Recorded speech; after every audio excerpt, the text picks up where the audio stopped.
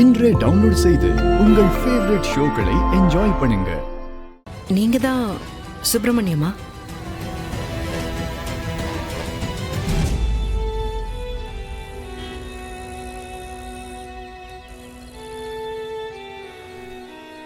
ஐயா,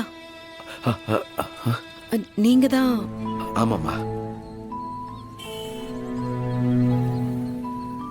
நான் தான் சுப்பிரமணியம். சத்யா, அந்த சேர் எடுத்துட்டு வா. மாப்பிள்ளையும் பொண்ணு வந்திருக்காங்க, சீக்கிரம் வா. சேர் எடுத்து போடுவா.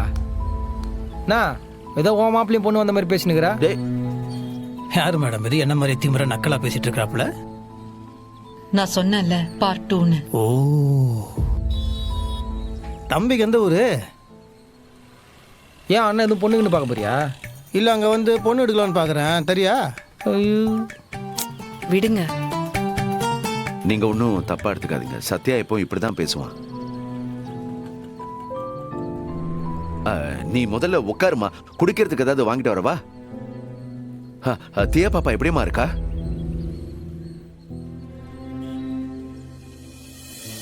தியாவை பத்தி உங்களுக்கு எப்படி தெரியும்? அது ஏன் எங்க பொண்ணை பத்தி உங்களுக்கு எப்படிங்க தெரியும்? அது சிவராம உங்களை பத்தி நிறைய சொல்லியிருக்கான். அதுதான் கேட்டேன். ஐயா, நாங்க இங்க உட்கார்ந்து கதை பேச வரல. உங்க 2 பேரோட சப்போர்ட்ல தான் அஞ்சலி இந்த மெக்கானிக் ஷெட் நடத்திட்டு இருக்கா. அவ இப்ப இருக்கிற நிலைமையில அவ இந்த கராஜை நடத்த வேண்டாம். அது அவ உடம்புக்கும் நல்லதில்லை. அதனால நாங்க இந்த மெக்கானிக் ஷெட்டை மூடணும்னு முடிவு பண்ணிருக்கோம். அந்த வண்டி ரெடி ஆயிடுச்சு. இந்த வண்டி கேஸ்ல தான் அத வேலை. அத பாக்குறேன். வெட்டியா பேசாம வேலையை பாரு. பெருசு அம்மா யாருன்னா வந்தா பேசினே இருக்குது. பெருசு வேலையை பாரா. வெளியே இருந்து வந்து எங்களுக்கு மரியாதை இல்லை, உள்ள இருக்க உங்களுக்கு மரியாதை இல்லையா? மரியாதைலாம் பார்த்தா வண்டியை நாட்டுக்கு டெலிவரி கொடுக்க முடியாது. பெருசே வேலையை பாரு. நீங்க எதுவும் இதை பெருசா எடுத்துக்காதீங்க. அப்படிதான் அதெல்லாம் ஒண்ணு இல்லைங்க. தம்பியும் கிட்டத்தட்ட என்ன மாதிரி தாங்க. மனசுல படுத்து போப்பா பேசுறப்பல. சரி, அவரை விடுங்க. இவங்க என்ன சொல்றாங்கன்னு முதல்ல கேளுங்க. இல்லம்மா, அஞ்சலி இதை ரொம்ப விருப்பப்பட்டு செய்யுது. அப்படி இருக்கும்போது தம்பி, நீங்க தப்பா எடுத்துக்காதீங்க. நீங்க என்ன சொன்னாலும் நான் கேட்கிறேன்.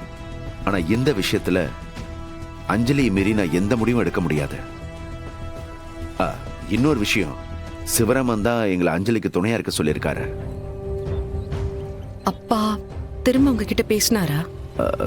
இல்லம்மா, பேசலையா?